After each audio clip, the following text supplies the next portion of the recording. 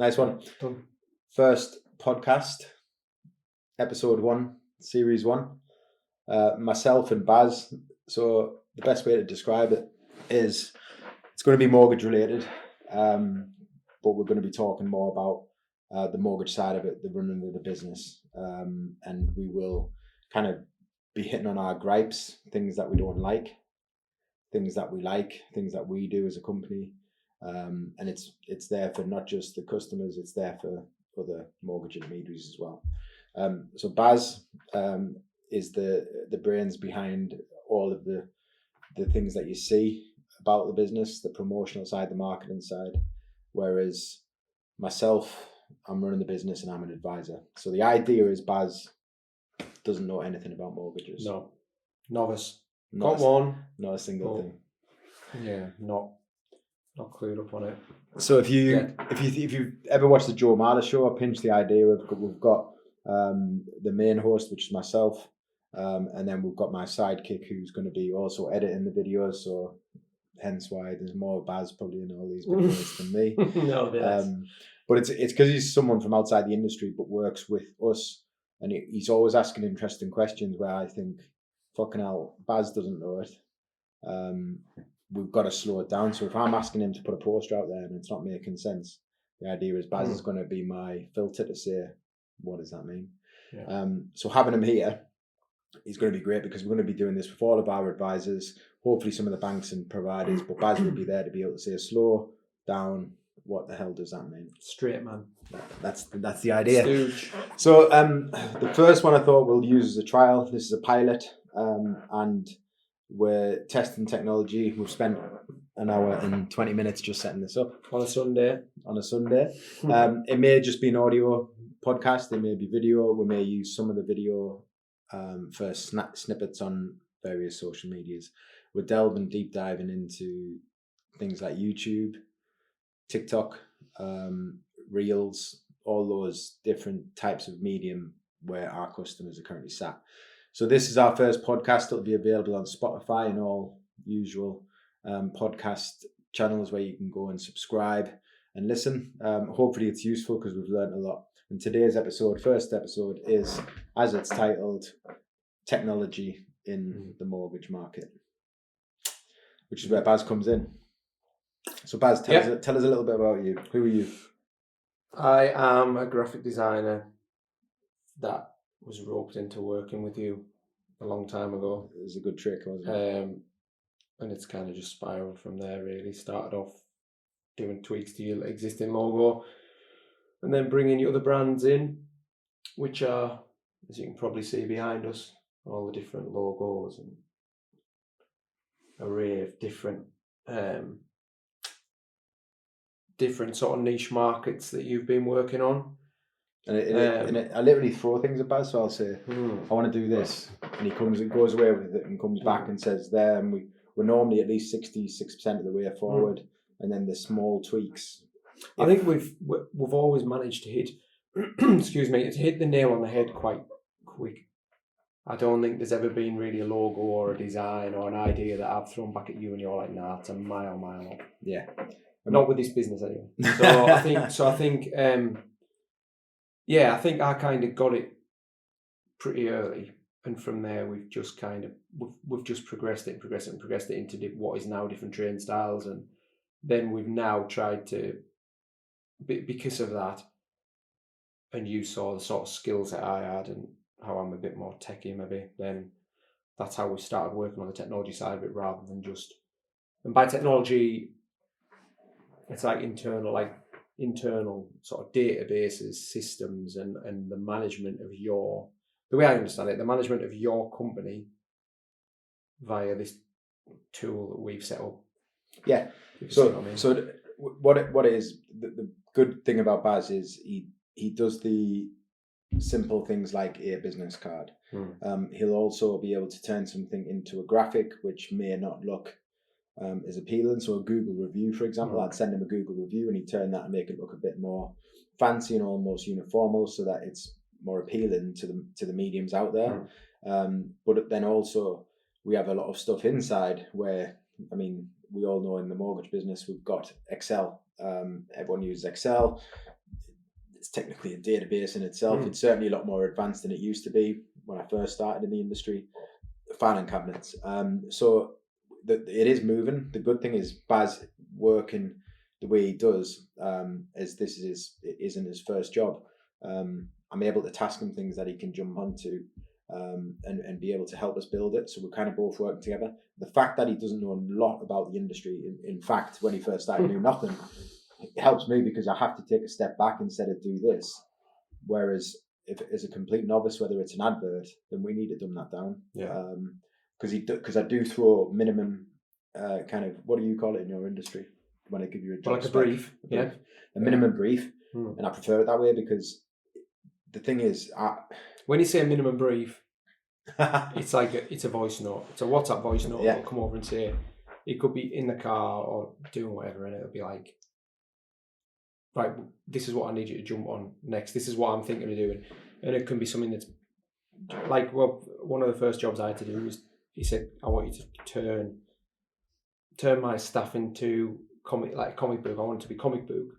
So I want you to put the name of the company, obviously the branding in there, make it look like a comic, and then put superpowers on there. So then you can put that on social media, have a bit of a splash campaign there that then it's something that sticks in people's minds but introduces your staff. Yeah.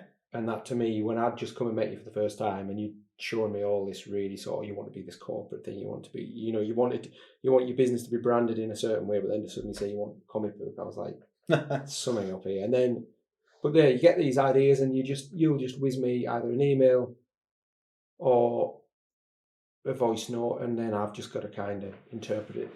Yeah. The majority of the time I kind of know the way you're going with it, but to be fair, it's rare that we'll sit down together and in the same room and look at something from start to finish. No. Usually when we catch up with things, it's because we're halfway through a job and we need to tweak things. Yeah. So I think, yeah, the brief that you get to me, it's like, yeah, it can be anything, but it's good.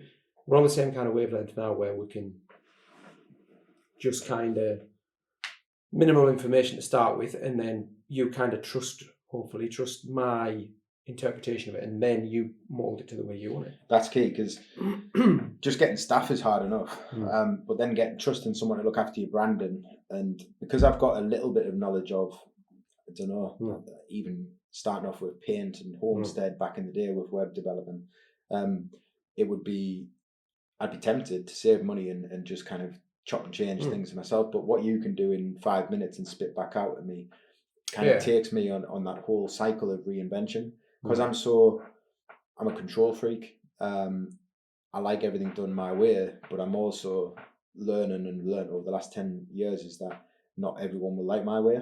So by giving it to you to run with and come back, actually you still get there where I would ideally have liked to be, but my brain on the design side of it isn't good enough to get there in first or second step. I mean, without selling myself and saying how important it is to have a designer. He's not available anyway. A designer, no, sadly, too busy. Without selling that, like when you first came to me, you had a logo that you'd done yourself. Yeah. That you wanted updating, upgrading, made it look sort of more modern and more in keeping, but it couldn't be edited. Yeah. Because you just set it up yourself and it was literally saved as a JPEG.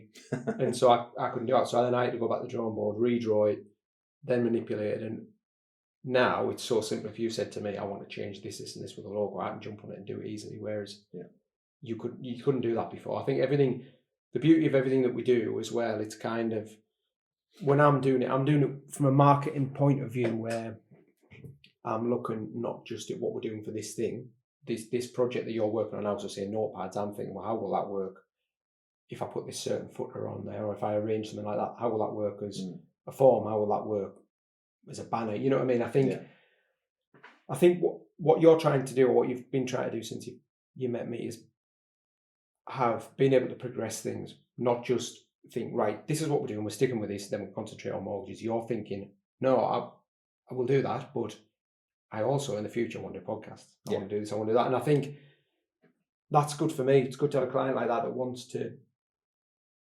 that looks a bit sort of into the future and thinks, yeah, we'll do this. This will be quite creative. We can use this, we can use that. And I think that it's a good word, creative, because what we're doing is I've got consistency in my branding now. So like if you ever see a poster go up on Instagram or social or Facebook, there's kind of a general theme, whether it be the houses we've got in the bottom and then obviously our logos, but then the content is the bit that changes. And I think that's just it's like a brand recognition. So people will see and tell. And we've had a few competitors and we've had a few other businesses use very similar, especially on the hero, comic book sides, because and we've seen it and we think, why not? Like it's not a bad thing. But what we've tried to do, and it does limit us 100%, because Baz will come up with a cracking idea for, say, protection. We're looking at a trading style or a brand for protection to get that out there. And I'm so stubborn in wanting to keep it familiar with like the V3 brand, the military style, that it kind of restricts you to be able to go off there and come back with something completely different. Yeah. But the design side of it and the creative side of it, hence the name of your company, Be Creative Cumbria. Be Creative Cumbria, a bit of a plug.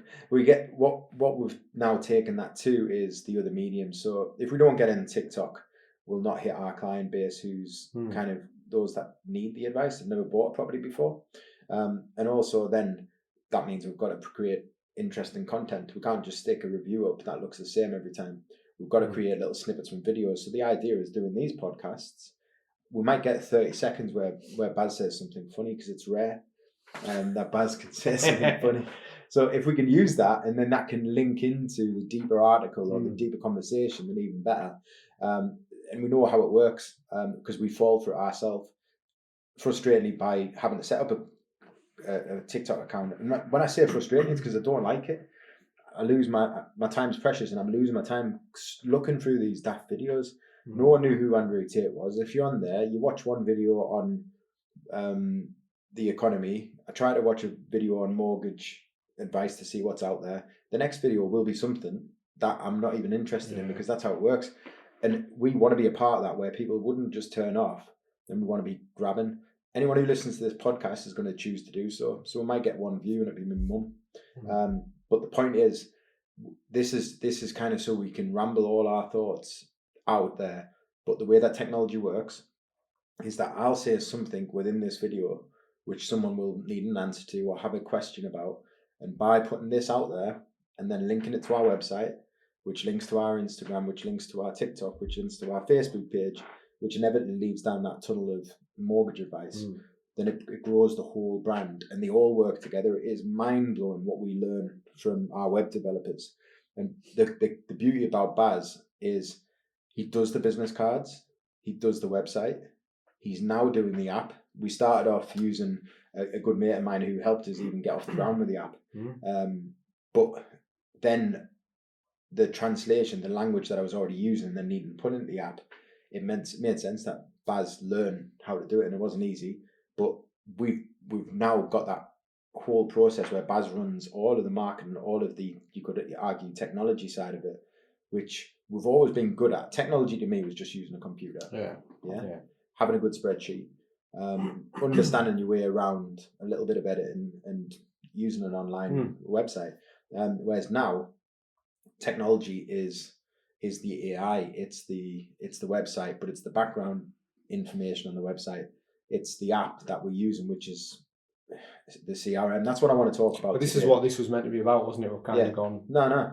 But I think I think it's important, the branding side of it, for you especially. I think the branding side of it is important to go over. Whether we'll probably do that on another podcast, hopefully. But but Baz is going to be here on every podcast, so you need to know who he is. But you also need to know where it came, because it came from, I keep saying business card, but in this industry, that's about as hardcore as your graphic design needs to be, because you need a business card to get signed off and be authorized with the FCA. I'm not afraid to say that the financial promotion side and the social media aspect for the FCA is new. They're not yet amongst it enough to be able to say what works and what doesn't. So God of the days with a business card, I wouldn't have one if I didn't need to. Whereas it's more about the online presence. So this is what it's about. So today's episode 1, is about technology. Baz is our technology, but we built a system. And how it all started was we used to work just like in the olden days with a filing cabinet. A new customer comes in, customer number 1, and like everyone, we need to document that customer. We need to put them through the process from start to finish in the mortgage application, which is getting the keys. But mortgages aren't just done for a year, they're done for 25, 30, 40 years. They're going to come back round, and you're not allowed to just say, off you go, good luck. We've got to look after you. So that filing cabinet works great for 1 or 2 customers because they come back round and we look after them. You can keep it all up here, and my staff are very good at doing that. But it became a point just before lockdown where we almost everyone stalled. The bit that we know, you couldn't go and view a house, you couldn't put an offer in, you couldn't even move. There was lockdown actually stopped you moving house.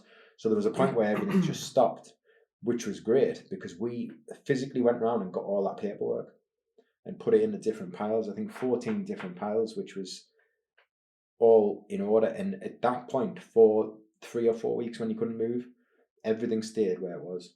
So it was a system that was fixed. It was a snapshot of a spreadsheet that didn't need updating, and we were managing everything else on a spreadsheet. So if Barry was customer number 1, he'd knocked on the door for an appointment, he was happy with the research, and then we submitted his mortgage application. It goes through different phases, as everyone knows, but at some point it needs to be designated its current space within that system. So when you say you had them all out on the table because it was a lockdown, because it was quiet, how did you do it before? Like that was how we did it. What I mean is, so would it just be little pigeonholes and trays that you would just? So yeah, pigeonholes. So it never actually. It was like the mailroom at the North Pole. It was constantly just moving. So you'd have from the start of the application, it was almost an annoying physical job to move you from one, maybe 4 times in that day. And then obviously your mortgage gets offered and it's hurry up and wait.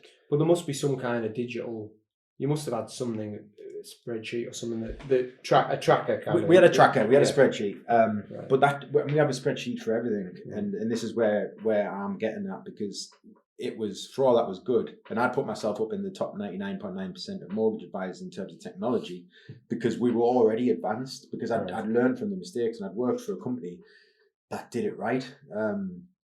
They were ahead of the game. They had an amazing app, and I even went back to the person who designed that app for the company and said, I wanted it. It didn't exist anymore. The company had moved over from more mortgages to wealth, which is a completely different sport, and not one size fits all. So I went out looking, and honestly, the prices, you're talking 50 grand to get what I wanted, but there was no involvement of me. And my time is worth, if I was to develop a time, my time is worth more than 50 grand. So I can't dedicate my whole time with that. So the output of that 50 grand was something that I wasn't even known to be confident that it was going to be good enough.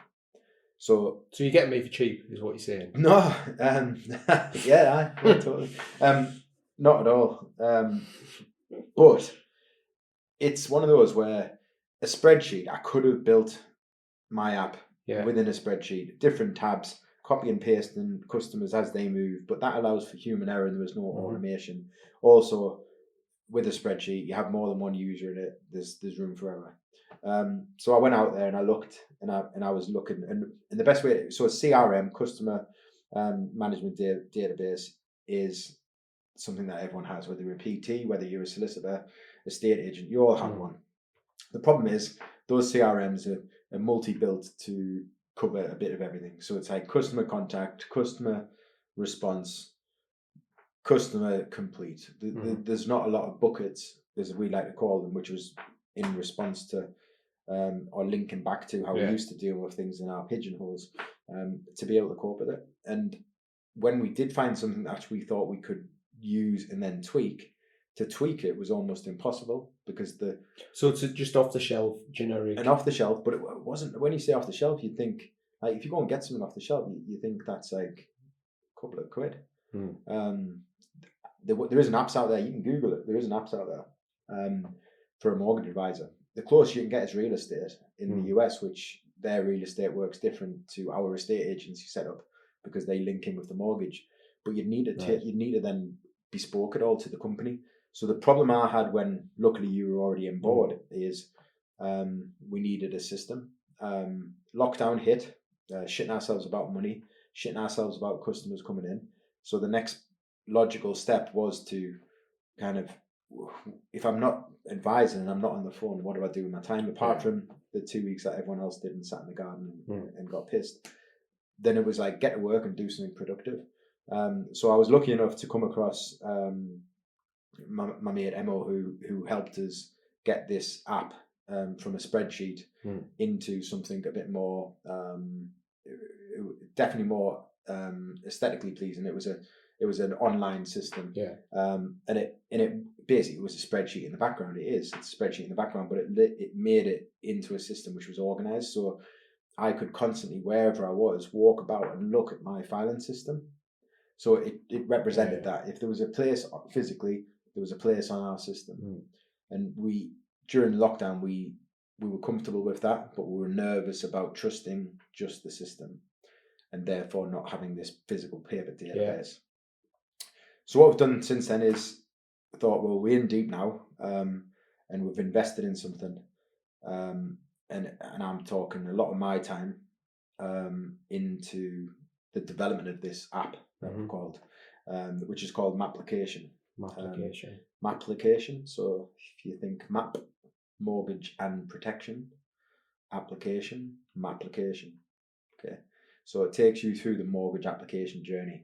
Now, and it's just like, so at this point, just it could probably be utilised from what I can see to other industries, but at the minute, obviously, because this is your field, it's based. It's looking just at the kind of industry that you're in now, just mortgages, just mortgage and protection, because that's all I needed. I didn't need something that one size fit all. In fact, that wound me up even more because otherwise you would still probably be better off doing it the way we did it. Yeah, so 60% of the app could be something that you're never going to use. More than that. So what? Yeah. So that's the way I see it from what I've done, the work that I've done with it, and talking to you. The main thing about this is there's no wasted space in the app. In effect, there's nothing in there that you don't need. It's been tailor made to you. It's got everything that you need. Yeah, I mean, I would even go as far to say it's an overkill, because now I've got absolutely everything in one space. If you log on to our app, Mapplication, because it's our own, which it wasn't cheap to create, because obviously your time's not free, but there's a lot of your time that you have to then go, it'd be great if it did this. You have to go away and learn for 3 hours. You have to interact with it's a steep learning curve for me. I mean, I obviously knew Emo through working on some of his other apps, and like talking to him, he would pull his hair out with stuff on while he was setting apps up, and I was kind of put off just listening to him at times, because it's a big thing. It's you change one thing, it affects another part of the app, and a lot of it is researching rather than doing the job. Yeah. So it's like anything, I'd never done it before, and then you took me on board with it, and it's a steep learning curve. But I see the app as like this is the biggest secret in the mortgage market. Our app is, because I see it as about 3 members of staff worth of productivity, and that's no exaggeration. Now, for me, that's amazing. It's worrying because we're delegating, and just like any staff member you bring on board, you're thinking, are you going to be up to speed? What are your strengths and weaknesses? But with the integration of pure PGS intelligence and it's the genetics that I've passed down to the app from what we used to do physically, because our system was the dog's bollocks, but it was paper based. It was paper shuffling, and it was great if everyone was in the office. Lockdown changed. We were already doing things online anyway, so we could run email, and we could, by communication, we could always still perform the tasks. Luckily, it went quiet enough that we could perfect that remotely. Yeah. Right. So the app allows us to do that and scale up to 100 advisors, 200 or so members of staff, be able to look after those, because the app just allows us to do that without any stressing. So in terms of stress and logging things down and those to-do pads that everyone has and to-do lists, it's all on the app. So it takes all that stress and anxiety away, because shit, did I remember to do that? Ooh, what's happening here? Is the customer at the right stage? Has the customer been updated? what the hell is going on with this application? That stress is taken away and put onto the app, which to you, to be fair, and to Emo, getting it right puts that stress on you to get it right first time, and making sure that if we're going to put faith in this app and rip up our spreadsheets and throw away our paper trays, is a customer going to benefit? So how the mortgage market in technology, Baz, back in the day when we didn't have even, let's call it the internet, so it would work from a physical paper-based mortgage application. Right. You'd get a brown file and the customer would send in the pay slips and bank statements, which would have to be posted to them. They'd send in the physical passports and things like that. So you'd have a brown paper. Yeah, like a docket. Yeah, you're talking like inches deep. You'd fill all that in. You'd then send it physically off to the lender, and that's how it would work. And so be it. You'd actually ring on the telephone, and ring and put through the application. Sometimes in agreement in principle with the lender, and you'd wait back to hear from them. They'd post out the response. So it was all very much manageable like that because it worked. People didn't just start buying houses when the internet came out. They certainly bought them before. Mortgages had already existed. Yeah. But so what you then have is you had technology because mortgage brokers, mortgage intermediaries had a system called Trigold, was one of the most common ones that everyone knew. Now a mortgage brain, and it was an application. Okay, so a .exe file, you'd be able to go into it. You have to download the software, and I'm sure I've heard this story, but it used to be a floppy disk you'd send out, one of those hard disks, and you stick it in, and you'd upload the software, and all the new mortgage products would come in. The banks used to change their products once a month, so you'd use this to source. Barry wants a mortgage. Here's the rate. So that was technology. That's so to stop you there. And so obviously it looks fairly like archaic now. It looks like when you're describing it like that, but there was probably less product, I'd imagine, less lenders, like say less updates. Yeah. So at the time, having something like we've got now would maybe have been overkill. So at the time, the technology wasn't there, but because the technology wasn't there, then all the products weren't there, and But I think that's as technology exploded. Not only is your need for planning software and things like that, but also the things that are on offer to you and how quickly they're updated is exploded as well, obviously, as it. And a mortgage intermediary didn't have the bank of clients that we would have now, because that one broker, it didn't make sense for him to post his files to a power planner 60 miles away to handwrite them all out. So you normally have a personal assistant with you, which would do it all. Right. But even then, that personal assistant can only do so much. Now we've moved to online. One broker can do more things. Therefore, you say to me, do you know this customer? Then yeah, I do. Do I know the ins and outs? Could I guess the date of birth? Could I guess the property type? No, but they would have been able to. Right. The best we can probably get is if you're the advisor, you know everything about the case. Yeah. But sometimes you need to refresh yourself. So the technology was there at the front end for the products.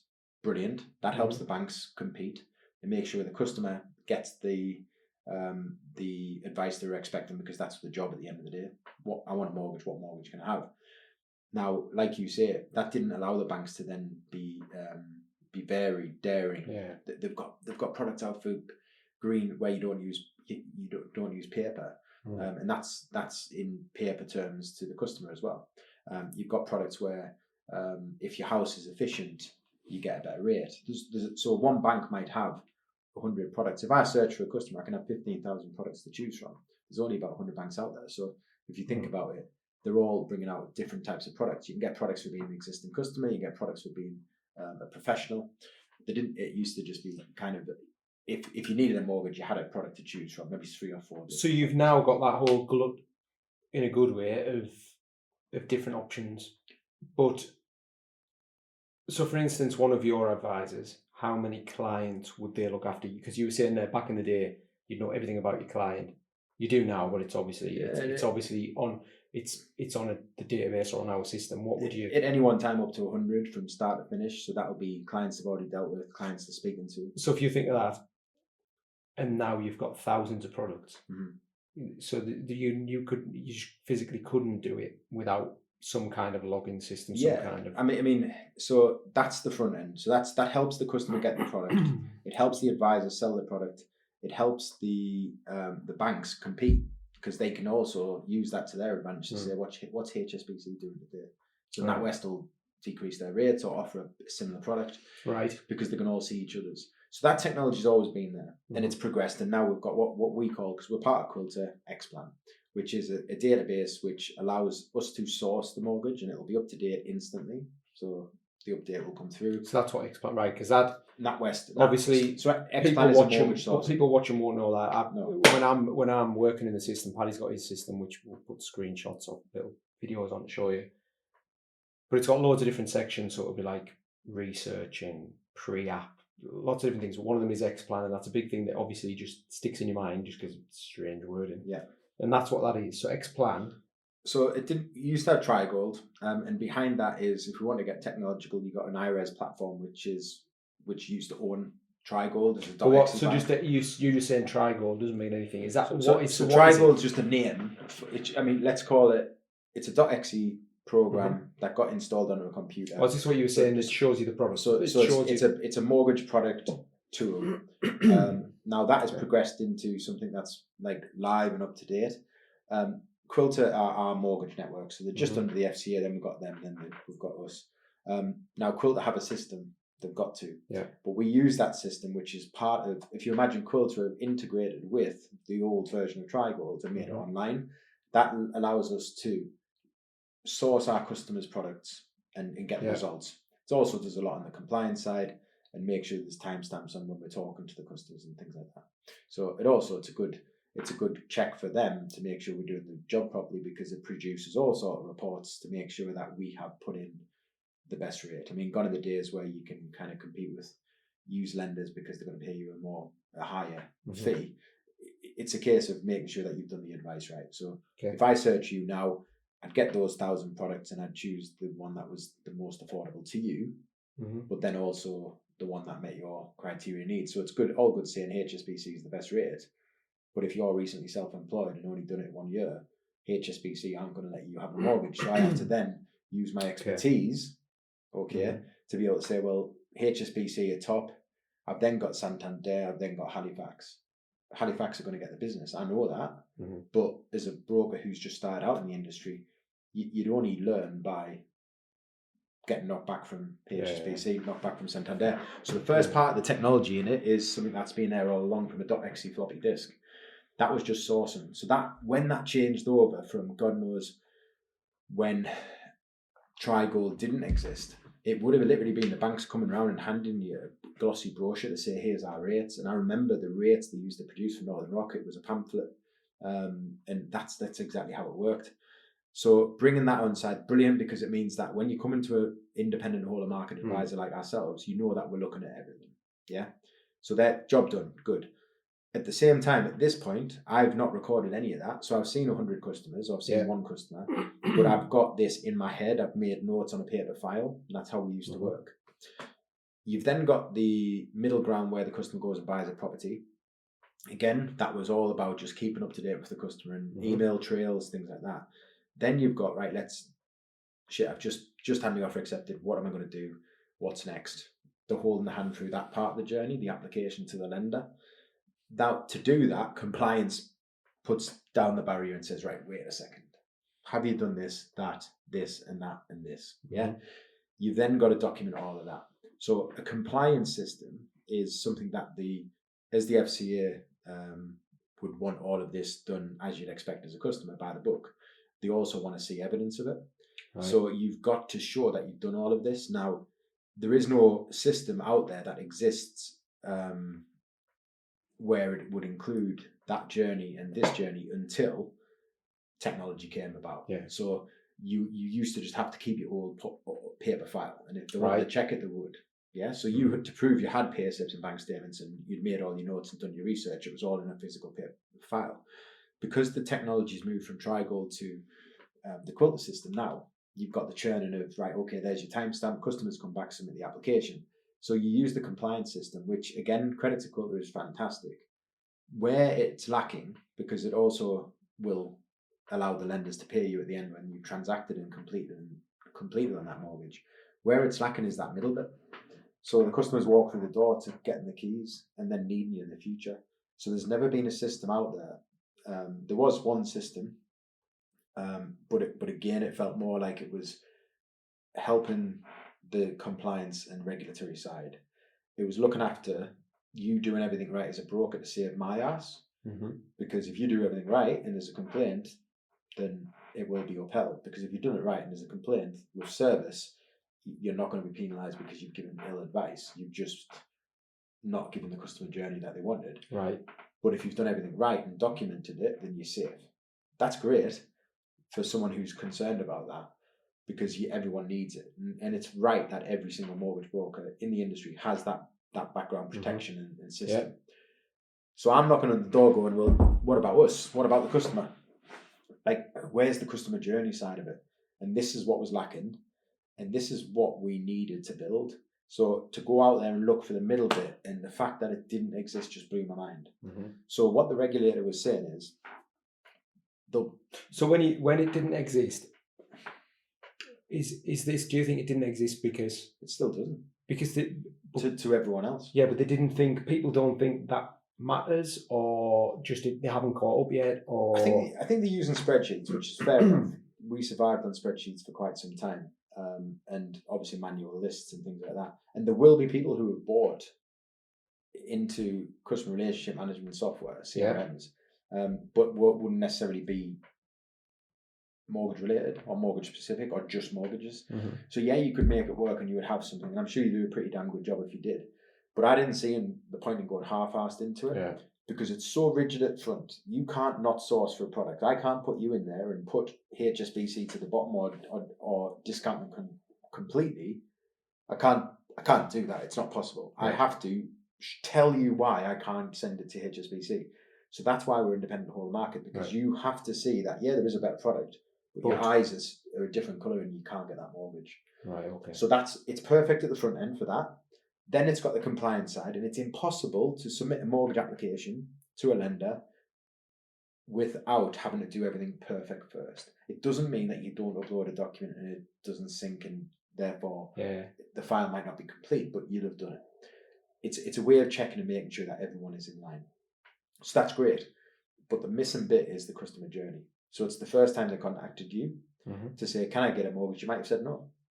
But that customer still needs help. We'll never say no. We'll say yes, but when? So it's a case of putting them into the right bucket on the system and say, right, we're going to come back to you. So when I went out there looking for this system that didn't exist. The main reason that's important to you, would you say, is it because you might lose? It's a potential client, potential business.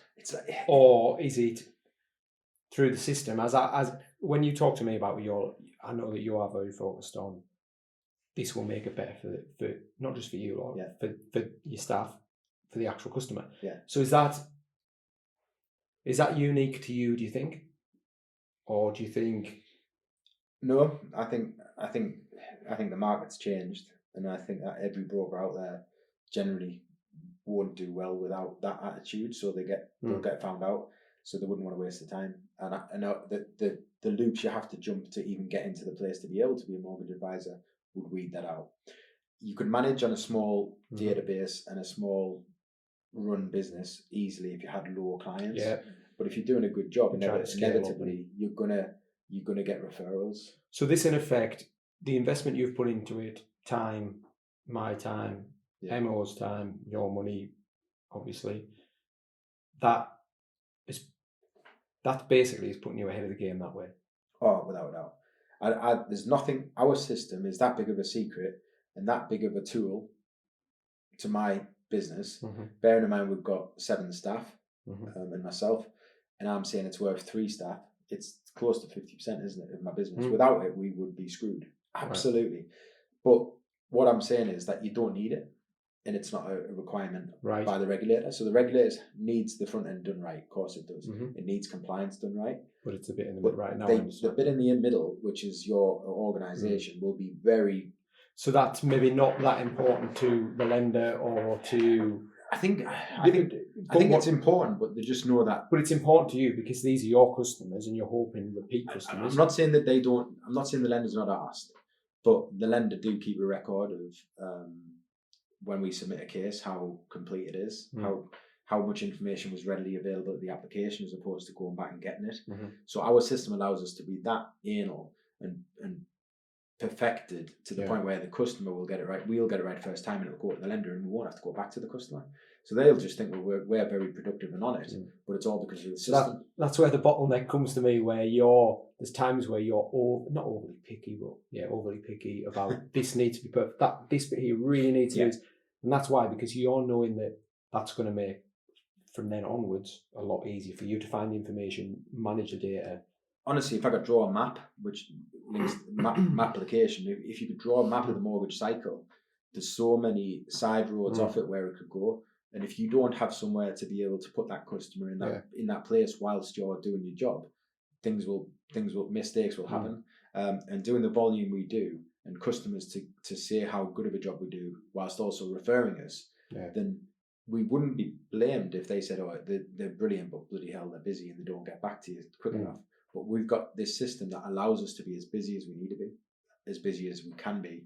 But more importantly, that then puts back to the regulator, we're doing things right, we're covering our ass, and we're doing your side of the system. But guess what? We're never going to get a complaint because our system is that shit hot that you'll never miss a beat.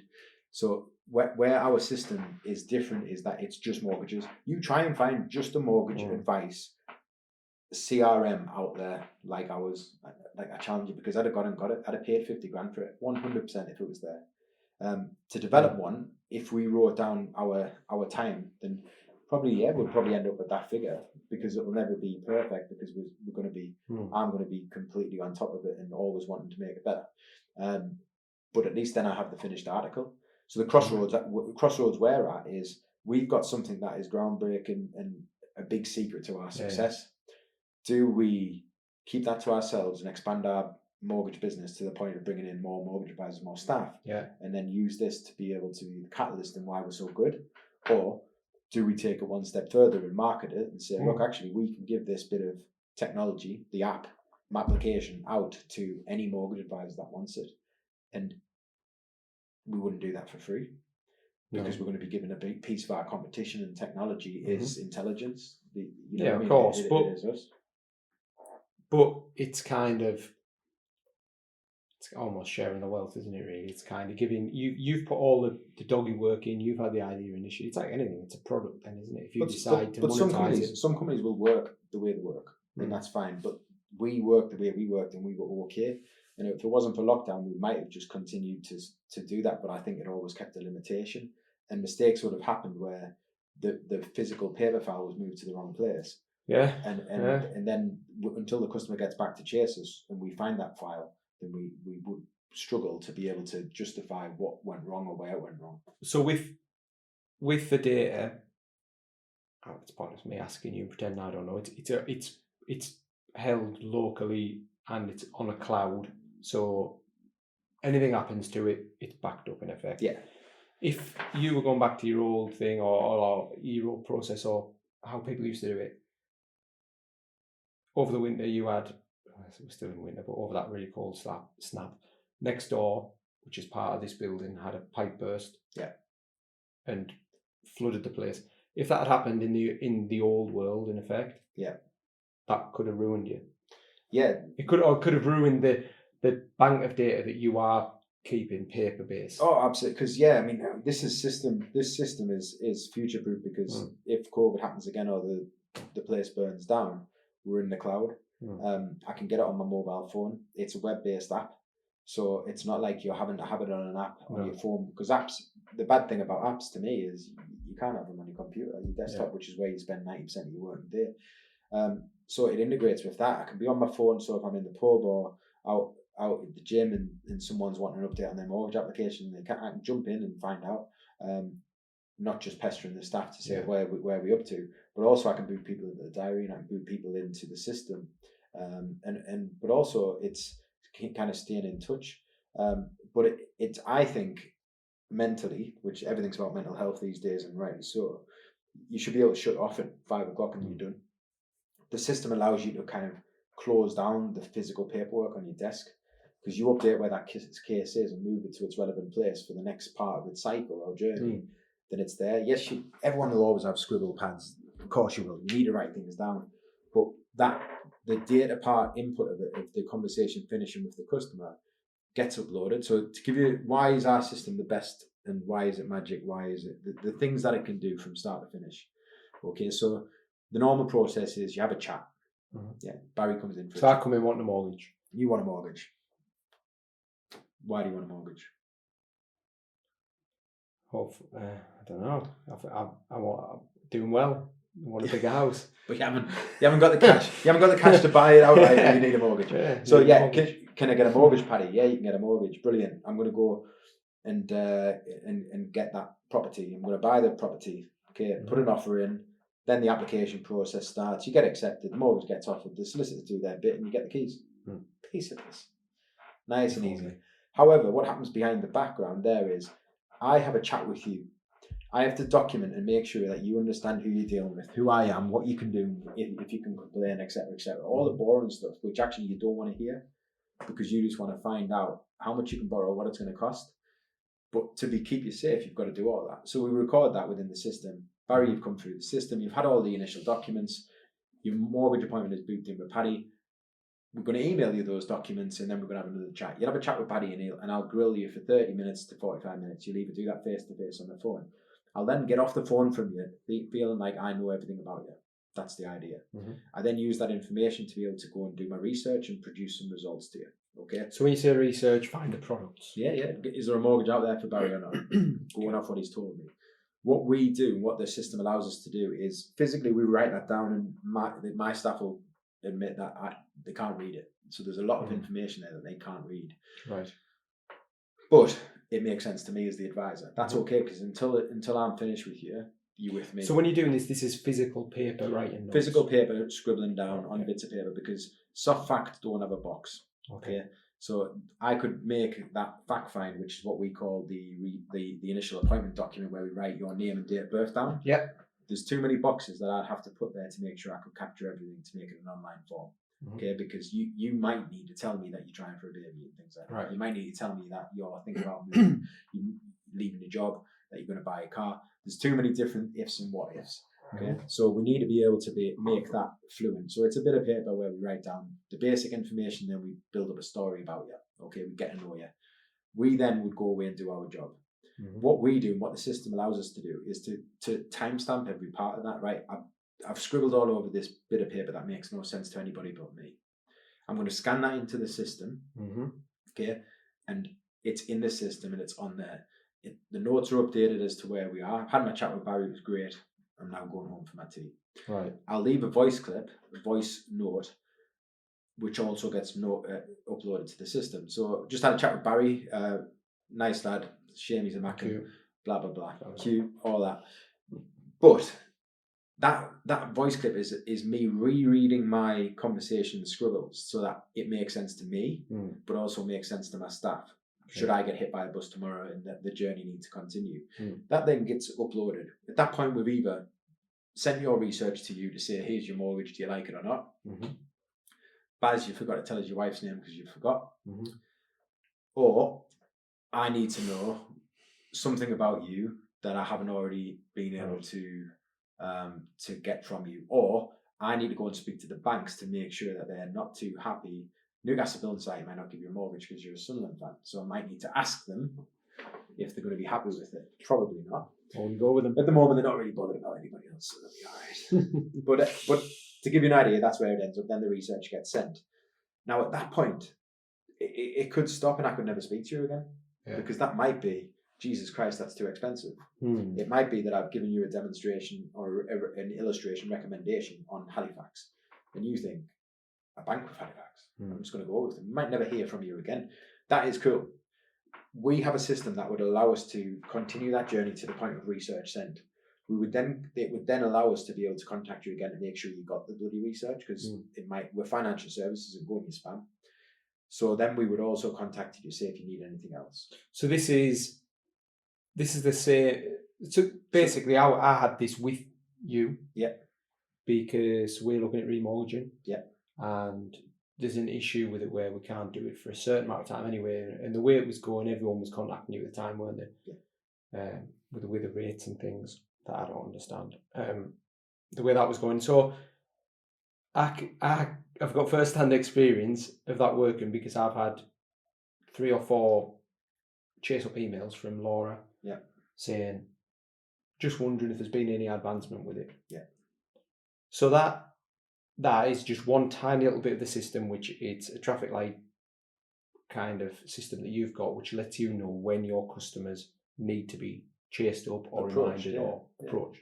So we learned by when we didn't used to do that at all. And it was about a week later that the customer would kind of come back in touch with us and say, I still haven't got that information. But it's the worst thing in the world, isn't it? If you're waiting for someone to get back to you and it turns out it's been sat in their spam or sat. So from a customer's point of view, it's not badgering them by any means. It's just... So the system, the best way to describe it without actually giving it all away and showing everyone our system, but one thing it's got customer database and like customer information, is that if you imagine there's like the start to the finish of this mortgage journey, there's 100 bus stops along the way, but each bus stop that you're waiting at, some information needs to some people need to go on the bus and some people will get off the bus and some people need to maybe get on one bus to get on another bus.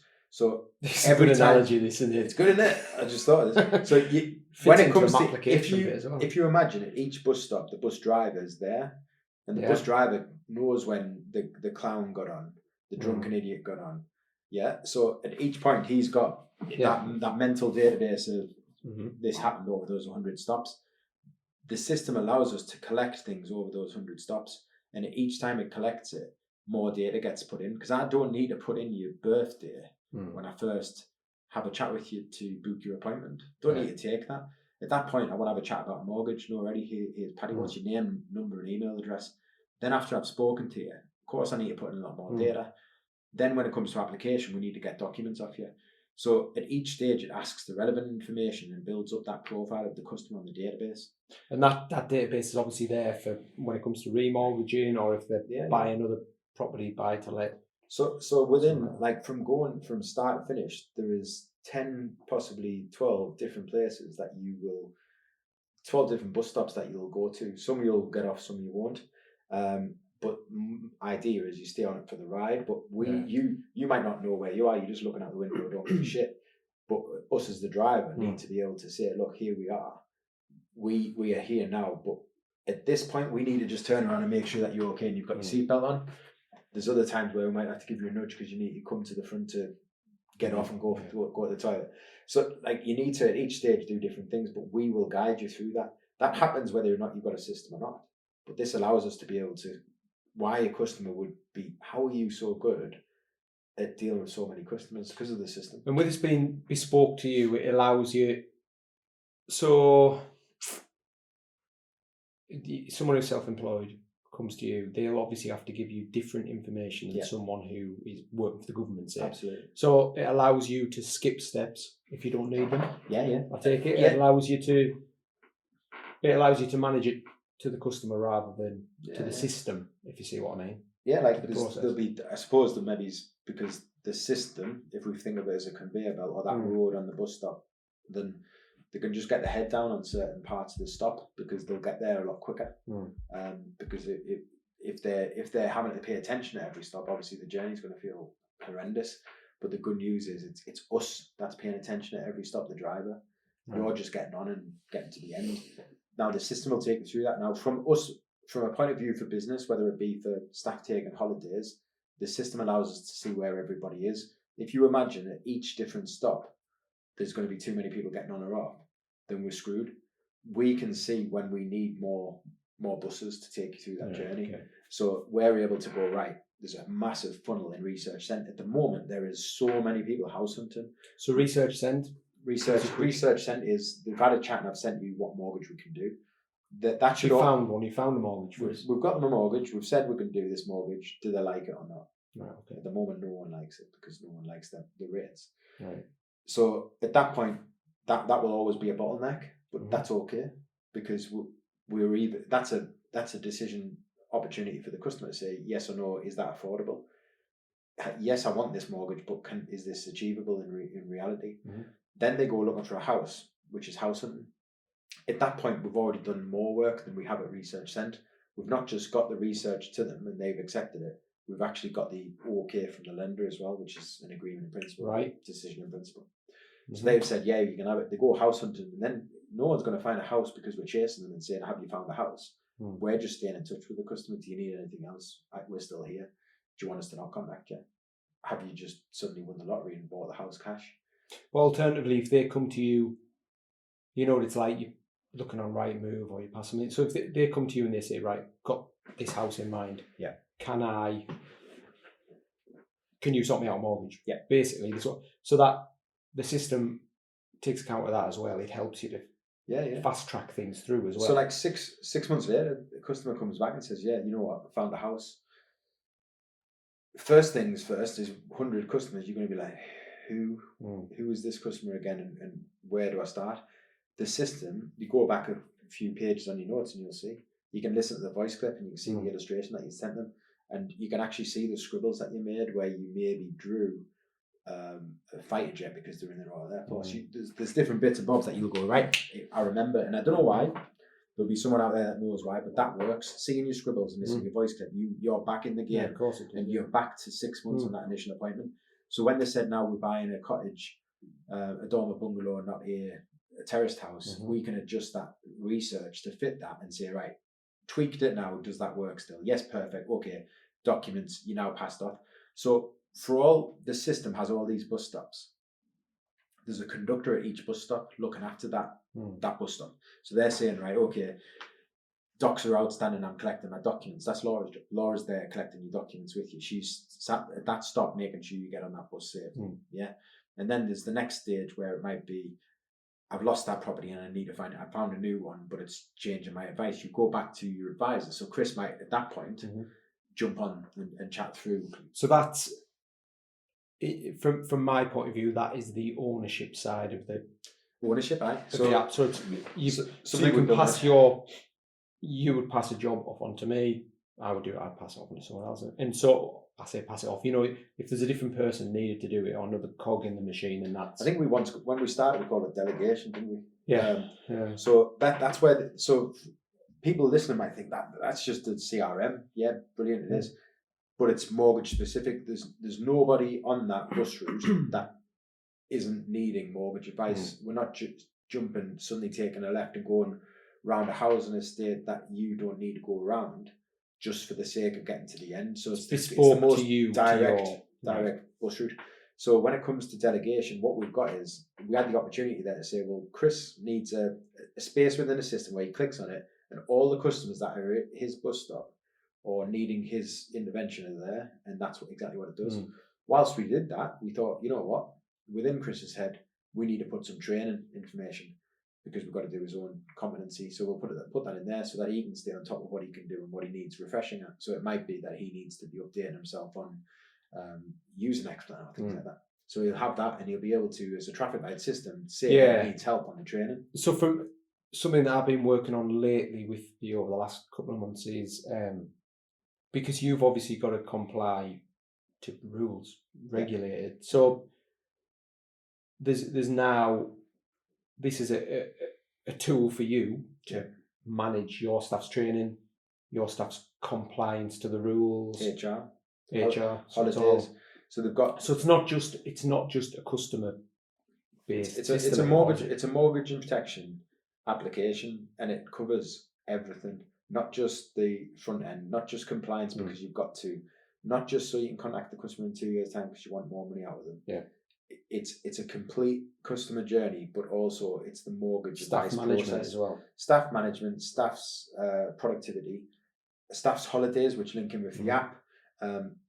They don't have to come and ask for a holiday. The system will allow them to be able to see when they can have holidays, because other parts of the process, we can't have a bus stop out of use. So there's always got to be a conductor there to be able to help, and we can't have a bus without a driver. So there's always got to be somebody there. So when you think of it like that, it was pointless just building a one that met the needs that didn't exist. We had to then put, because everyone's got a holiday tracker, but it's in our system. You want to know where your HR file is, look at your contract and your pay slip, it's in the system. It's all passworded, but yeah, it's in your own system. Right. Then what you've got is the journeys. So you've got the pre-app pipeline. So you've got a section of the business where it's not an application yet. And within there, no bullshit, we've got 4,000 customers.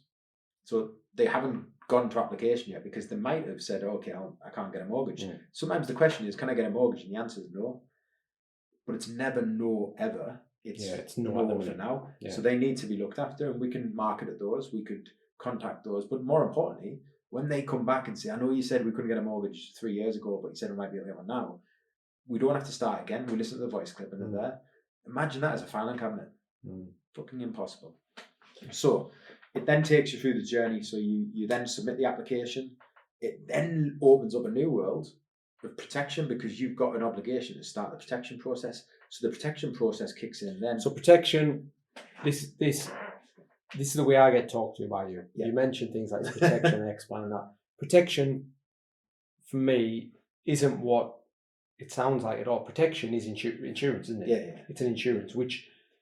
Protecting your home and your family and your lifestyle financially.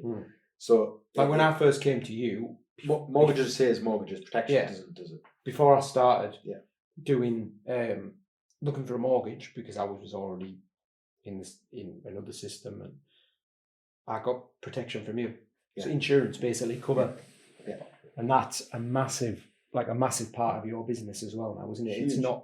It's not like some mortgage brokers don't choose to get involved with it. I mean, it is complicated, but to me, it's part and parcel. The regulator is actually making it so. So why would I get you into debt 200 grand on a house if I'm not going to make sure that you can always afford it? Because I can guarantee at the time of application you can afford it. That's a given. You wouldn't be getting a mortgage otherwise. But you could lose your job the next day. Okay, you could be ill. You could die.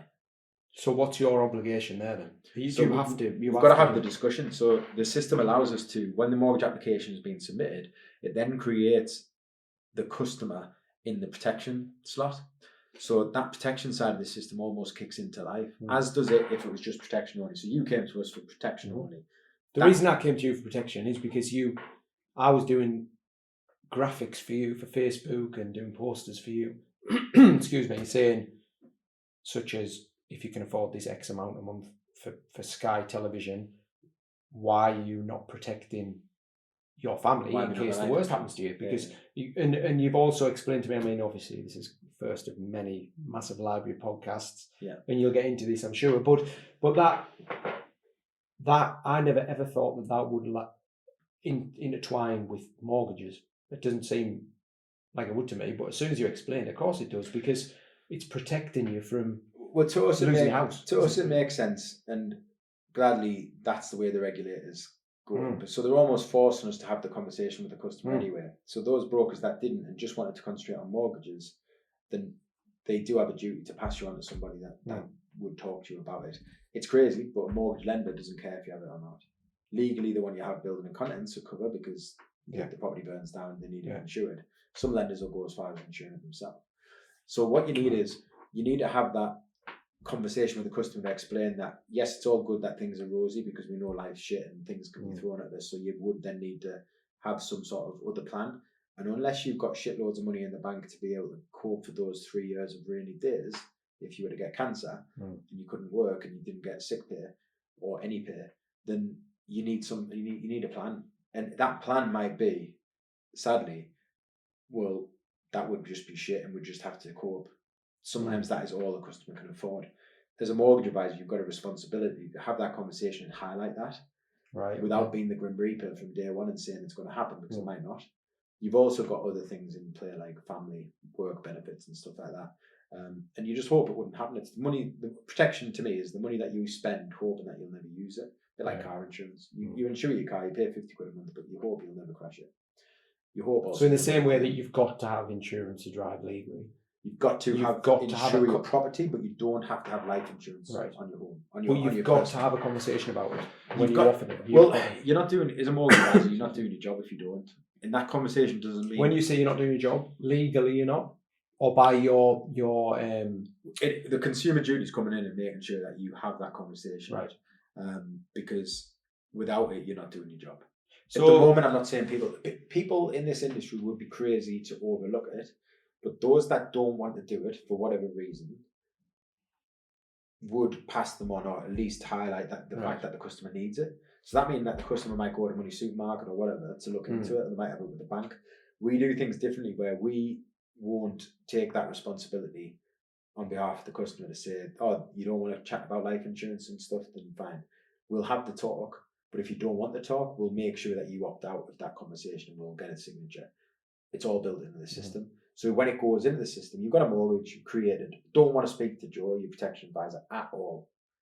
That system won't allow you just to cancel that and delete you out of it. It'll move you into a part of the process where we'll send a document to you for you to digitally sign, so that we can put that document to your file on our system to say that the last time you spoke to us about protection, you asked us, you said you didn't need that. So if it does hit the fan, the onus is on me, not... Sadly, because so it should be.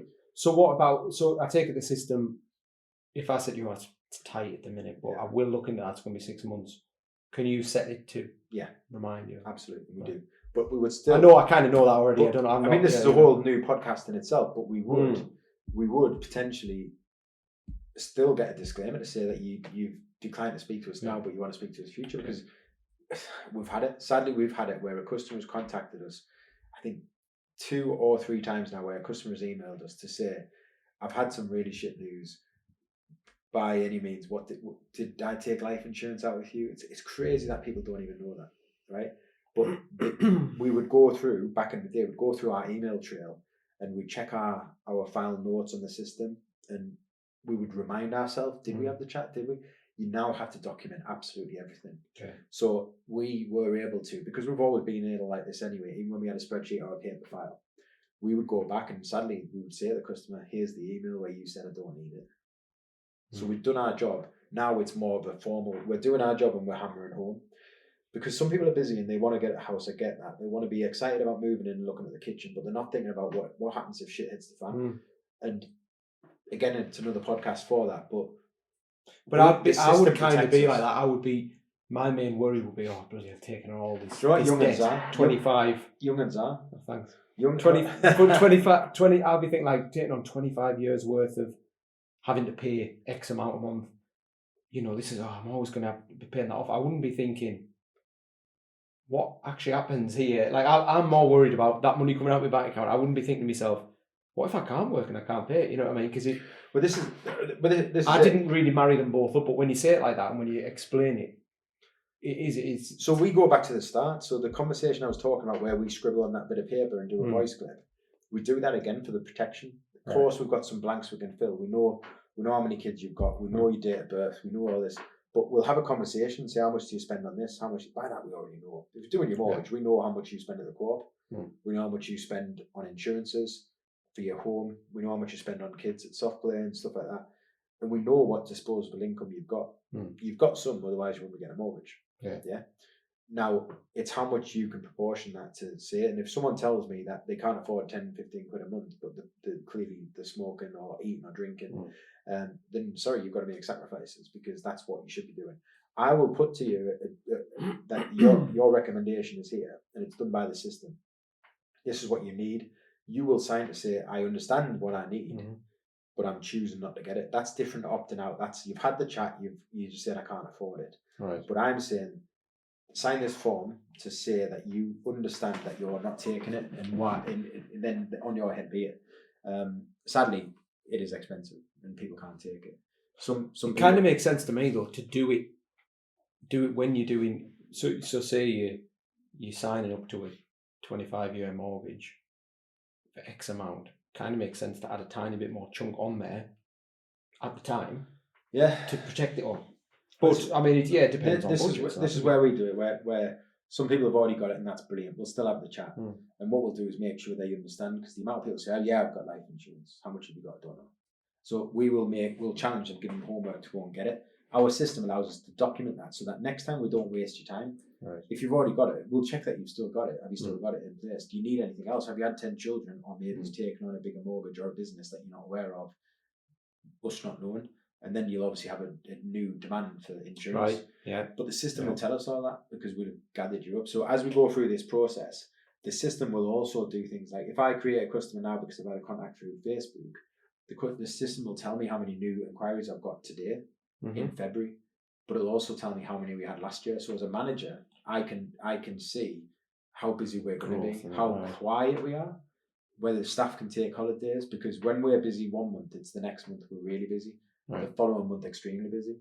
So moving on then now from the customer journey and stuff like that, for basically does everything you need in that middle. So you've now got the start, the middle of the journey, and the end sorted. But from your point of view, for as you touched on there, analysis, what can you do with it? So I mean, I know this. I'm trying to. So what if I was to list what the system does, and maybe it's because we don't want to be going on forever on this. I'll run through what the system does, and it'll be a good reel, and it can open up parts of it. I don't want to give away too much. No. I'm describing a CRM at the moment, but what it does for the customer is make sure that we're organised and we can take on, no matter how busy we are, we can manage and give them the same level of customer experience, because they're going to be dealt with. It gives the advisors and the support staff a complete oversight of everything. Whilst it does that magically, I'm then fed all this analysis database for me to be able to decide if I need more advisors, if I need to be able to make sure that people aren't taking performance and business stats. Performance, right. Who we're sending cases to lender-wise, how much we're dealing with, where problem cases are, down valuations. I can see it one snapshot of a screen with probably 12 or 15 graphs showing me where different levels of business are for the last 10 years. Right. So I can see a pattern. I'm a sucker for it in Easter. I go, it's gone quiet. But then I look and that dip, it always goes quiet, then it goes even. So I can not worry too much about. So by looking at the old data, you can see that this is a trend. The trend's always upwards, but the graphs that this system produces, because we put all that information in, gives us that pattern. So, but the pattern might be onwards and upwards. So we're always earning more money each year, or gaining more customers each year. But it's that pattern of dip of quiet periods, and it's seasonal. Everyone will and that's from the big sort. We've never had that. The system gives us this. The big time wise for me, especially that we've spent on it lately over the last 2-3 months, has been trying to perfect that analysis side. So you put less time of your, like you said, was it X amount of days you would spend a month or a day a month? It was 2 days a month to just input the data into inputting data. Yeah. Whereas now it does calculations and stuff like that. How long do you think it takes? Because it was inputting the data, then it was putting it into graphs and then checking the data. Whereas the system already has the data and it produces the graphs. But so it's automated. So how long do you think you spend now rather than 2 days? With zero, it's just there. So as a consequence of the applications coming through and the figures getting inputted at every bus stop, it feeds that data. So pretty much none. So it's not just. What I'm trying to get across is this is where the 3 staff members comes into it. It's not just a data management tool. It's a production tool for you as well, isn't it? Productivity tool. It's a company asset that if this system handed its notice in, I'm tempted. would be screwed. So it's got all of this management data which is there, which I used to spend a lot of my time on a weekend working out so that I could plan the next week or fortnight. What's my budget on sponsorships? What's my budget on marketing? Like, can I give any pay rises? Can I make any wage reductions? Can I give bonuses? It just tells us, and also it's transparent because the staff can see it. The staff can see it when. I was going to say, does it obviously they can look at, as we said earlier on about like ownership. They can see who's. I take it. It helps you to manage workloads. You could literally go in and say advisor A, advisor B, blah blah blah. That one's got 100 customers they're working on. That one's only got 3, so you can manage people's workloads. Yeah. You can. What about? But the system allows performance as well. Individual performance. Can you keep an eye on your staff? You can not. If you had 100 staff, you could definitely use it to the point where for advisors you could see who was outperforming others. What it wouldn't then build into is maybe finance. So performance to me is about how many customers are you looking after and are they happy? Yeah, because you could do 100 mortgages in the northeast and 100 in London, and figure you're going to be making more money for the company because you're down south. Yeah. So it's more about workloads and productivity, and for me, more about customer service. So no point being a mortgage advisor if you just constantly can't answer your phone. So that will allow me to keep an eye on that. But going back to the bus stops, I can see those 100 bus stops at a glance from the analysis section that I have. Well, everyone has access to. So I can see when we need 2 buses for that stop. that is going to have a knock-on effect, because that bus is taking them to this part of town, and there's not enough room in the restaurant for them to get off, because they're going to be disappointed. So I can then reshuffle staff's areas or days or what they're doing, or jump in myself to fit that. And we can see that when the bus is at stop number 1. So you could predict. Without a doubt. So, and again, that doesn't exist. So if I'd have taken a CRM system for mortgages, brilliant. I'd have managed that part of it. It's the extra bells and whistles that I would have said, does it do this? No. It wouldn't be, oh yeah, we'll build that for you. So I've built my own app. I've built what PJS needs and every mortgage advisor should have. If everyone could have this, and they would literally have 3 staff members, which is 50% productivity, injected into the business instantly. That's why, do we go to market with it? Do we keep it in-house?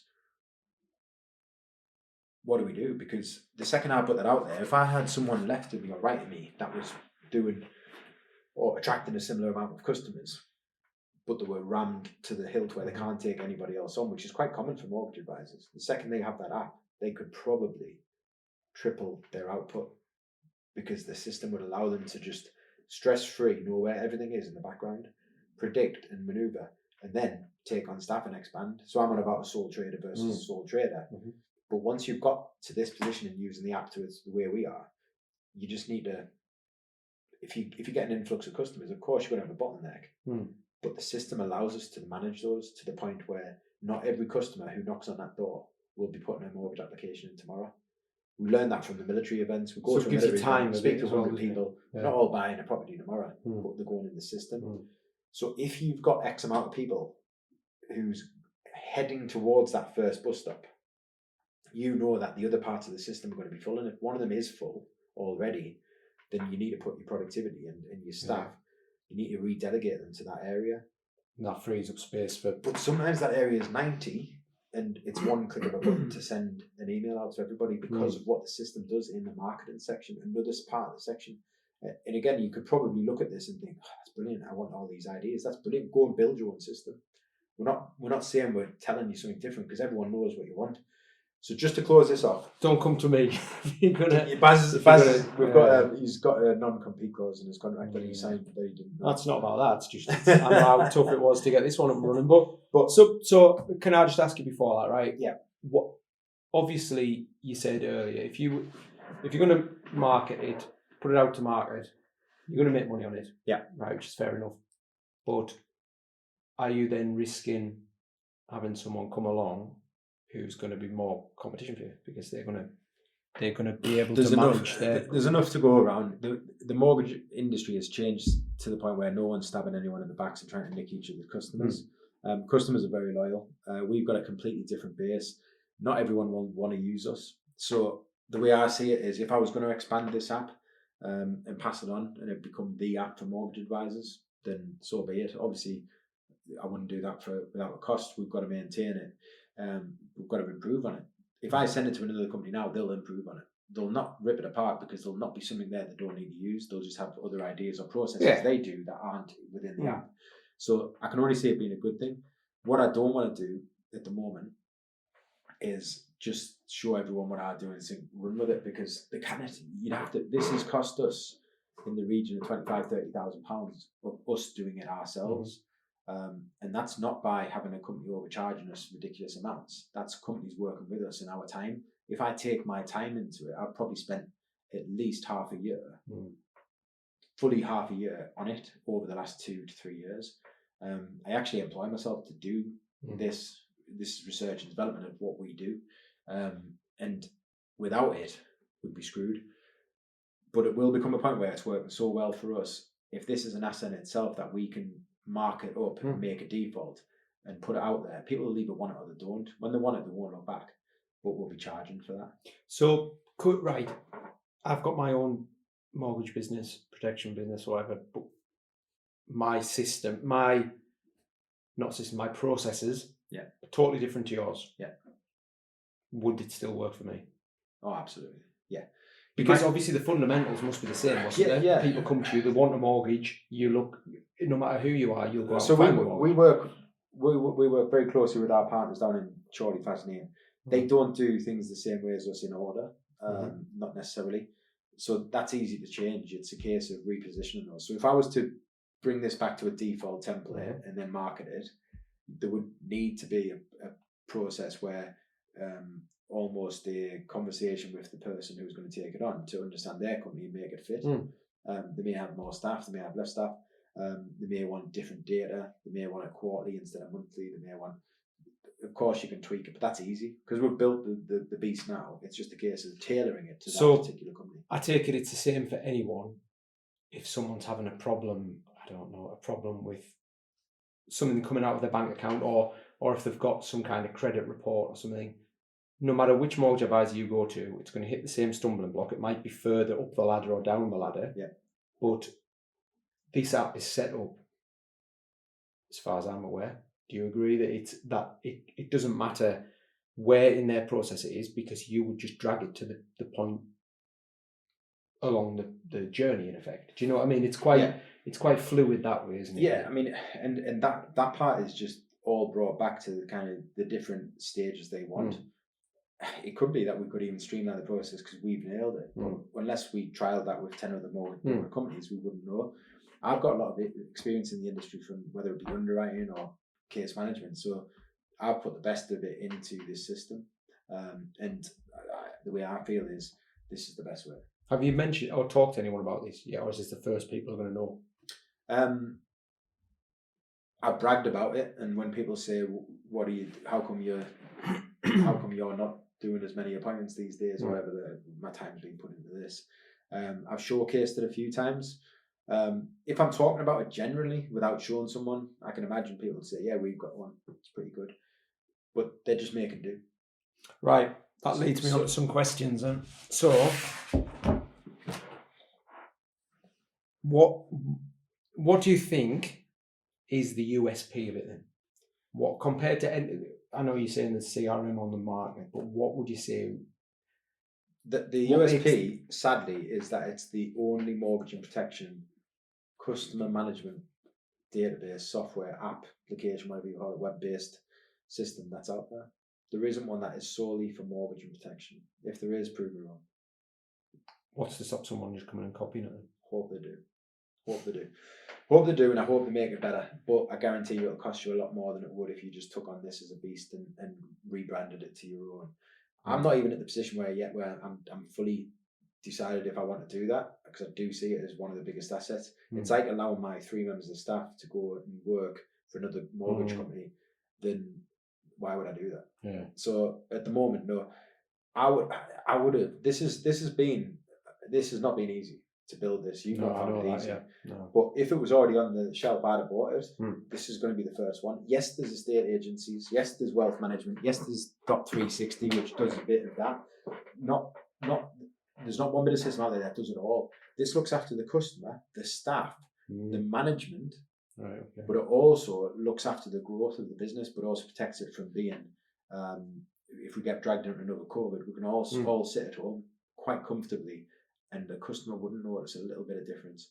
The only thing we would need is a mobile phone to be able to take a photo of our scribbles to upload it to the system. That's it. And when I say mobile phone, if you really wanted to, you could use an old disposable camera. You could send it off to Boots in the post. They'll send it back. You could then get them to scan it and upload it to a cloud. Good old days. It's just all you need is technology, which already exists. So the system, I could sit. I'm not allowed to, but I could sit on a beach in Australia, and I could have my mortgage appointment, and I could guarantee my customers would get the process. The reason we can't is because of UK law. We're not allowed to be out of the country when we're giving advice, just in case anyone, the mortgage police are watching. But theoretically, I could do it from the moon if they get Wi-Fi. Lovely. Do they have Wi-Fi on the moon? We'll find out soon, no doubt. Musk will have his way. What would you change about it if you could? What would you? That could be like wish list or. Do you know what? At the moment, there'd be absolutely nothing I'd change about it. There will be a wish list. At the moment, I'm trying to give you a bit of a break, Thanks. because there is that where I think we have just been completely besotted with the development of it. Now we've got it to the point where I think it's perfect. Me noticing tiny little changes is just the typical human nature of so just tweaks until you've got it. Yeah. You think you want it, and then when you get it, you take it for granted. So I think the things we need to be doing more is on a bespoke basis that we acknowledge, but we put in the back burner, and we do it as a one where we'll spend more time on it quarterly to develop it. I wouldn't change a single thing. That'll be the hardest part when, if I decide to go to market with it and we sell this app, that companies will want to change bits. Yeah. And I'll have to take myself away from that, and you as the developer, I'd have to let you run with it, because I'd be like, oh, that's not going to work. But it might fit their processes, and it also might throw up things that you think. Yeah, definitely. Yeah. But again, going back to the original control freak and stubbornness side of it, it's perfect for me. It's perfect for every mortgage company that's starting out. The mortgage companies that are already doing things differently, they might not have power planners. Some mortgage brokers will keep the applications. They might not have staff to do that. How long have you been using it now? Not in its current form, obviously, because I know I've done since lockdown. Bits on since lockdown, we've adapted it. We were lucky enough to get it brought up to a point of what I would class as the CRM you can get off the shelf within about 4 weeks. So the cost saving there was great, because I already had something that did enough, and that's all the CRM was going to do. This is something that you've had 3 years of testing them. Really? This is everything and more, and it now does everything that I could have wanted. If I was to bring out a wish list, it would just piss you off, because you'd be like, I could do that, and then you'd spend all week doing it. But it's not to the. Everything now is a luxury. And I mean, integration with websites, integration with calendars on Outlook, stuff like that. Of course, but you know what? I like that some of it still goes back to having to manually do other things outside of it, because it almost allows a layer of protection, because it's in more than one place. So if a diary's on the system and a diary's in the advisor's Outlook calendar, there's 2 bits of fail-safe. So if the system doesn't work for whatever reason, it's on the calendar. So I don't mind the things that I think I could improve on.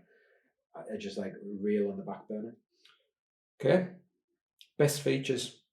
Give us 3 or 5, something like that. One of the great features is we've got 2010 customers that have contacted us to use our services that we would class as not proceeding currently. We can market them now. They can all do that. Everyone can do that. But at a click of a button, I can pull up a list of those customers, and I can then filter those customers out. So people have got in contact with you but not bought a product. So one of them that we haven't talked about yet is just marketing. We can market from the app, which is phenomenal. But we don't market. There's no such cold call, and it's kind of staying in touch with those customers. So it might just be letting them know, send them a blurb, send them a copy of the podcast or whatever that was relevant to customers that they might want to see. So that's one. We have a complicated industry where we need to, everything we do has to be on a register somewhere. If you write to us or post online to say you're the best mortgage advisor in the world, that's great. You put it on social media, that's fantastic. If I want to share that or reproduce that in any sort of form, I have to go to financial promotions and the FCA and make sure that they're happy that I can share that. So to do that, I've got to record it, I've got to take a photo of it, a screenshot of it. I've then got to put it in text on the medium I'm going to use it, whether that be Facebook. I've then got to send that off to get approved for a year and use that. I've got to make some retractions from the name of the customer. But then to share it, to do that, I have to go through a process. Our system, what it does is it builds up those testimonials. There's a section in the testimonials where it'll go and it'll literally say, testimonial received, testimonial artwork done. So that's in effect, it's sent to you. So you've got it as raw text that someone's just typed on your Facebook page. You then send it to me. I'd design a beautiful looking advert for you. Yeah, testimonial. So in the middle bit of that is received. We've screenshot the evidence of it. We've then sent it to you to tart it up. It's then come back from you. We've then sent the financial promotions. They've then authorised it or asked us to tweak it. Very rarely. We're not even, in most times, allowed to change spelling mistakes. But we might have to take out the surname or have to put location on it. And then it's approved. And then for a year, what the system does is hold those 300 plus reviews we've got. It puts them in a graphic form. Quilter recently came back to us to tell us that we had to then put a stamp on that. We were able to do that almost immediately. That data is then put through its own route or conveyor belt. When it's 11 months old, it'll come back to the start and need approval, and it'll get sent off for approval. And that itself can be done and uploaded, and it protects us because we're doing things right. That used to be, if it was done as a one-er, that would be 2 days a month as well. So this is all part of the stack. So testimonials, which also links to the financial promotion. So if I want to put a post up, it's got to go through the same process. We have got probably about 1,000 bits of marketing material that's been approved out there, and those thousands, each day there could be one drop back in that's going to expire that we need to get reapproved, and it allows us to follow that. I take it that's for ones that get knocked back.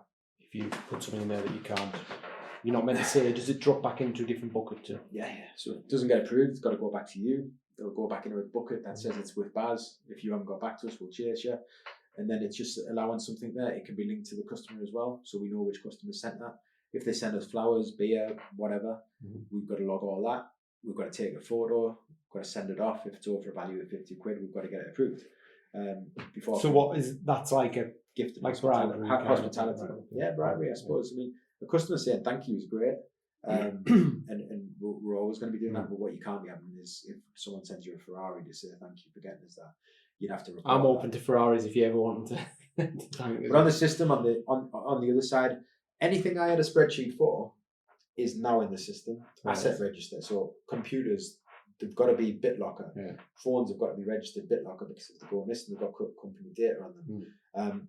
Whether it be passwords and username logins for things like social media sites, they're on the system. Obviously, all starred and passworded itself, but there's a central resource where the system has company details, our log-on details for the lenders, so logging into Halifax to be able to submit mortgage applications.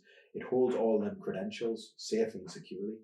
It's also got the relationships with other businesses, whether that be estate agents. Right. It's got a compliance register, which would be the trainer manuals we're referring to, where each staff has to digitally sign monthly some sort of compliance email, some sort of training material that's being sent out.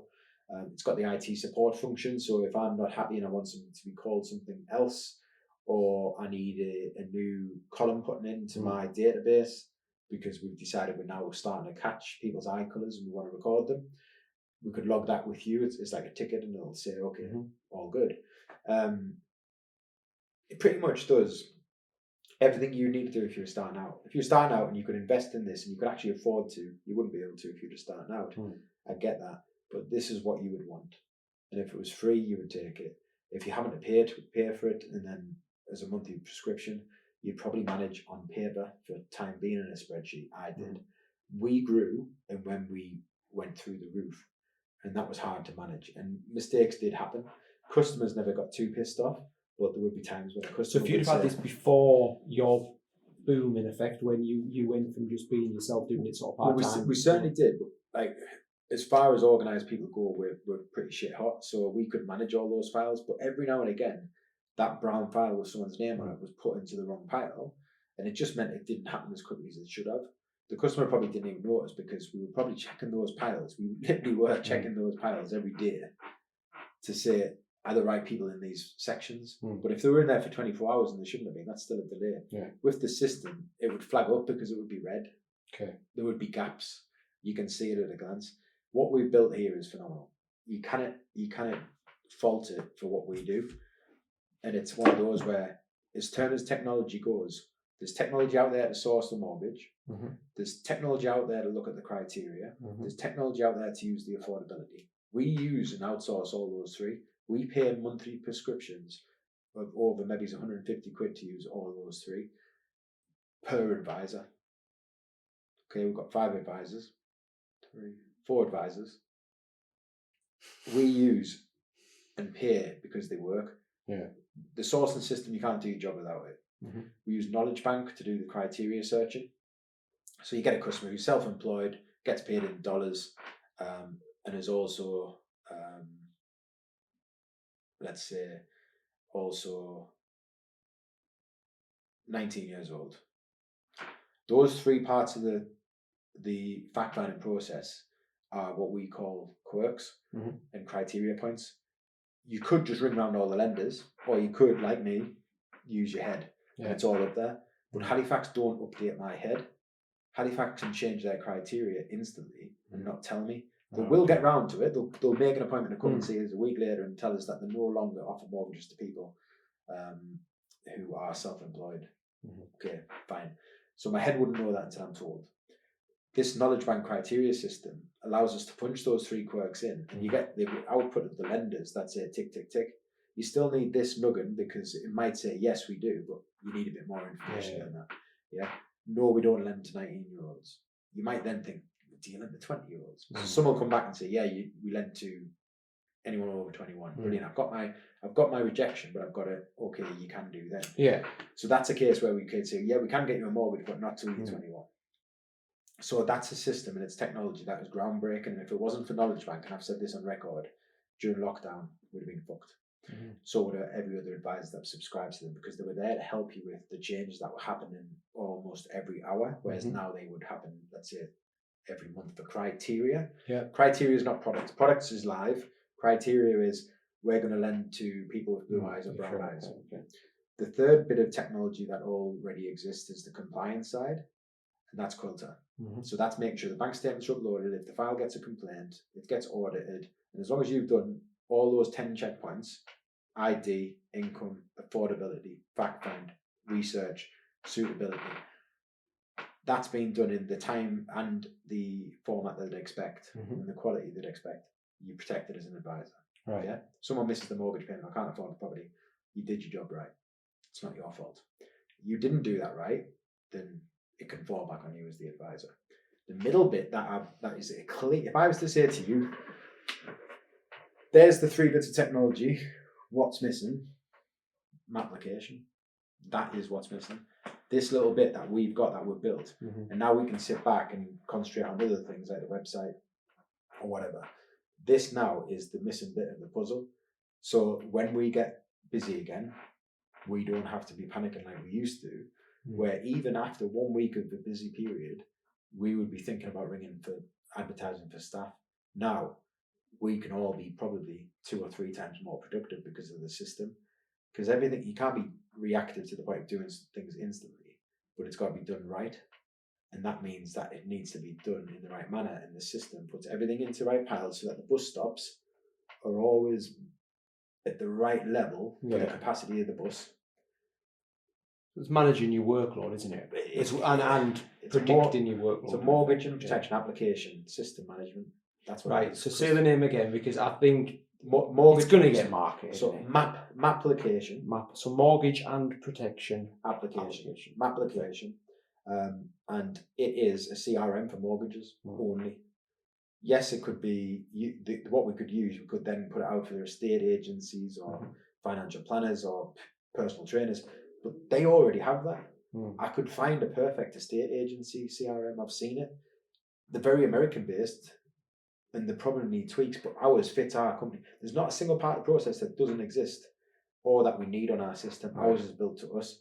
Doesn't mean that everyone's going to work the same way, but it's adaptable. But the bits that you were saying that you would change that, they're just little extras that you would want. The basics. I wouldn't change everything that you need. I wouldn't change anything, but if it had wish lists on there, it would scratch me back as well, and it would give us a foot rub. And it's never going to do it. These things that I'm wanting it to do, that maybe it doesn't do yet, will come with time, but probably integration into the system. It could link to the compliance system. It could link to the sourcing system. I don't know. I'm not clever enough yet. But what this does protect is this is my system and it's standalone from the regulator, from compliance, from the sourcing system.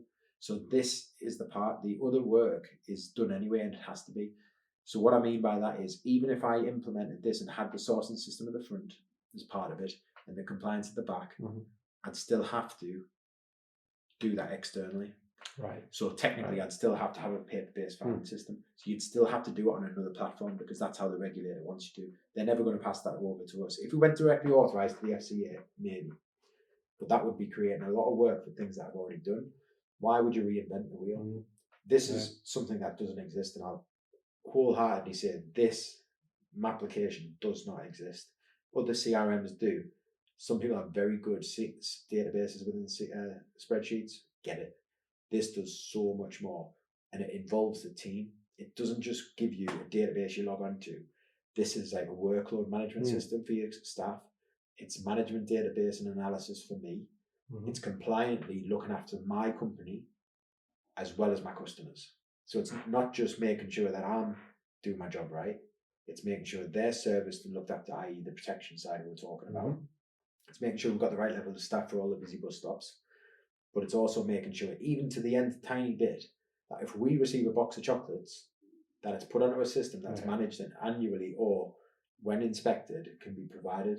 And yes, companies do that. Yeah, it's the background data as well, isn't it? Having access to that data to then, if someone does come calling saying, did you do this? Yeah, we did it here, it's timestamped, blah, blah. And it's brilliant because, I mean, I know you can remember, like, my mum, but you need to my mum got us some world beers for when we did the mortgage. My mum still thinks I do a lot of the work, you see. So she sent me some world beers. But that's on the system there and it's recorded. And when you're speaking to them in 2 years' time, it's a reminder to say thank you for them. You know, it's tagged along with it. Also, 6 years down the line, someone's had a 5-year fixed mortgage. Okay, so they've come to you with a mortgage and then they've got a 5-year fixed.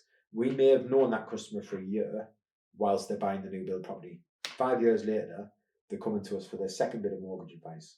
6 months beforehand. The system automatically puts them back into the diaries 6 months before. So it acknowledges when they completed, puts them back puts them back 54 months and then we'll contact them. Okay? 6 months before they're due, and then we'll contact them. Hi, we're here. In the meantime, we'll be marketing them every year just to say it's your anniversary of when you bought your property. Here's an update on our company and where we are. If you need us, you know where we are. Done. So in the meantime, if someone did change for them, they're getting a little nudge as well as to. But 5 years later, you can go back to that voice clip, you look through your notes, you know a lot about the client. We've got it links with OneDrive, so we've got the OneDrive file as well for bank statements, pay slips, which we have to keep forever, 50 years. But we can listen to that voice clip, which will be you 5 years ago, and you'll be like, that rings a bell. And it's there. You've also got the documents uploaded, the PDF, the mortgage offer, so we can see where the mortgage balance should be. We can look through the process and see how long it took, see what complications there were, so that you've got that personal touch, you know. Yeah, you're not going in blind. I suppose if it was a tricky mortgage to sort in the first place, you've got a little bit of a knowledge of that when you go for your second appointment when they come back to you in 5 years' time. And that's it. Brilliant. So when I say technology in the mortgage market, I think it's us adapting to it, and technology for us as opposed to making ourselves lazier. So there are tools out there that can make this world lazy. The customers will pick up on it. This helps with the customer service, which I think, I'm not just saying it, is the most important part of building your business. Having these tools like Knowledge Bank or an affordability calculator or a sourcing is a good bit of tool in your toolkit. But what we've got here is that map, that whole journey in one, which links to all those others, because we're recording it, and it means that if I do get hit by a bus, nothing will happen to you. You'll continue along that process. Hopefully not to save us. Just carrying us along. Right. Let's go and market it and. So if you want the app, please send a check to so that's the way that I want these podcasts to go. So an example of another podcast that we're going to be doing, we're going to be talking about product transfers. That will be with an advisor sat in with us. So it'll be myself and an advisor, and we'll be just talking like this. Probably why I think this will make much more sense to be an audio podcast. We can obviously have imagery to go alongside it. We can advertise the podcast itself with a bit more video content. We'll always video it, but I don't see the need to be watching this, and it's a long time if you're watching it. It's more stick it in your ears and listen to what we've got to say about our 5 pence on whatever we're talking about. With the product transfers, we're talking about it from the customer's point of view, from the advisor's point of view, and then we've got Barry's input, because he's probably thinking, what the fuck's a product transfer? But that's the idea. We've got so much build within the website now and information there on the A to Z, or the frequently asked questions, the Mythbusters, the blogs. what we intend to do is not skip a beat, and if it's there as an A to Z and it's affordability, we'll touch on it as a subject. It'll be a lot more boring about this. We're very passionate about this because we've built it and put all our sweat and tears into it.